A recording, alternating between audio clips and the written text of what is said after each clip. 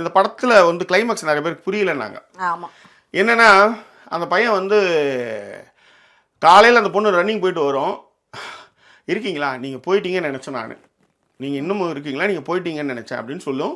அதோட 4 மாதத்துக்கு முன்னாடின்னு சொல்லி இந்த பையன் வந்து அந்த பொண்ணோட ரூமுக்கு வரதுல கதை ஆரம்பிக்கும். நிறைய பேருக்கு வந்து அப்போ அது என்னது அப்படின்னு அது புரியல நிறைய பேருக்கு. அதையும் நான் எக்ஸ்பிளைன் பண்ணுறேங்க. அந்த பையன் வந்து ரெட் ட்ரெஸ்ஸோடு வந்து அந்த பொண்ணுக்கு அவனுக்கு சண்டை வரும். அந்த பொண்ணு சாரி கேட்கும்.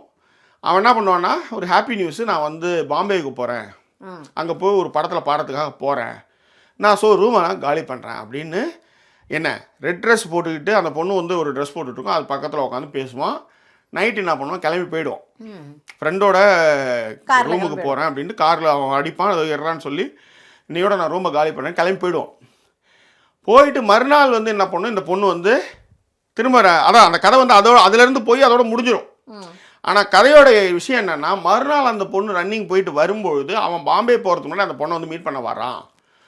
அப்போ தான் அவன் கேட்பான், நீங்கள் போயிட்டீங்களா, நீங்கள் போயிட்டீங்கன்னு நினச்சேன், இன்னமும் இருக்கிறீங்களா, நீங்கள் போயிட்டீங்கன்னு நினச்சேன்னா நீங்கள் நேற்றே ஃப்ளைட் ஏறிப்பீங்கன்னு நினச்சேன், நீங்கள் இப்போ என்னை பார்க்க வந்ததில் சந்தோஷம் அப்படின்றதோட அந்த கதை அதோட முடியும். அதன் பிறகு அவன் வந்து ஒரு நல்ல சோல்மெட்டுன்றவன் வந்து லைஃப் லாங் இருக்குன்னு அவசியம் இல்லை. எனக்கு இது போதும், இந்த நினைவுகள் போதும், இந்த இதை வச்சுட்டு நான் வாழ்ந்துக்குவேன். இப்போ இன்னொரு உறவுக்கு போய் தயாராகும். அவ்வளோதான்.